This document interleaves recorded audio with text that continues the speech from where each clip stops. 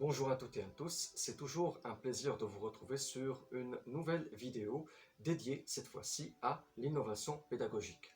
Je salue à l'occasion tous les collègues qui participent à l'enrichissement et au transfert de compétences au sein de leur environnement professionnel dans le cadre de cycles de formation et d'intégration organisés régulièrement par leur établissement d'appartenance.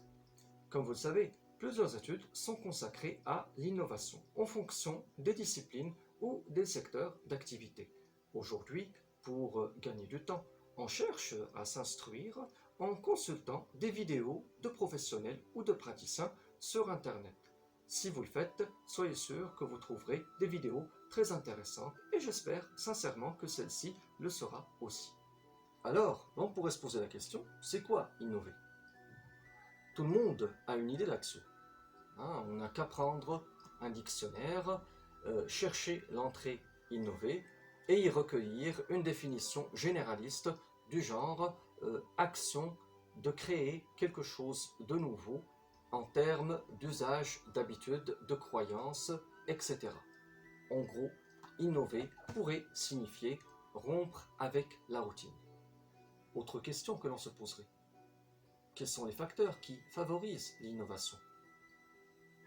On me dirait les conditions de travail, les moyens financiers, les outils de production, les autres, ou tout simplement la créativité individuelle.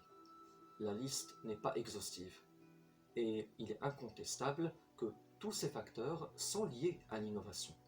Maintenant, la question qui se pose avec acuité, c'est comment peut-on innover? Pour y répondre, je partagerai avec vous une série de 3 capsules articulées de façon progressive autour d'un certain nombre de paradigmes, c'est-à-dire des représentations cohérentes qui reposent sur des fondements. Dans cette première capsule, j'évoque 3 de ces paradigmes préalables à l'innovation. De mon point de vue, le premier paradigme préalable à l'innovation, c'est la philosophie personnelle. En avoir une, en termes de vouloir et de pouvoir, c'est ce qui alimente notre volonté et notre sentiment d'auto-efficacité. D'ailleurs, si vous observez mon générique de début et de fin, vous y trouverez ma philosophie personnelle résumée en une citation. Si la foi est le véhicule de l'âme, le devoir en est le navigateur et la passion l'indéfectible carburant. Ainsi, si on veut associer la philosophie personnelle à quelque chose, ça sera plutôt à un style propre à soi ou mieux encore à une empreinte inimitable. Le deuxième paradigme préalable à l'innovation, c'est le bilan personnel et professionnel. Je crois qu'il est très utile et pertinent de procéder à une démarche introspective pour faire l'inventaire de l'ensemble des compétences que nous avons développées tout au long de notre vie apprenante. Compétences académiques, compétences techniques, compétences comportementales, compétences relationnelles, etc.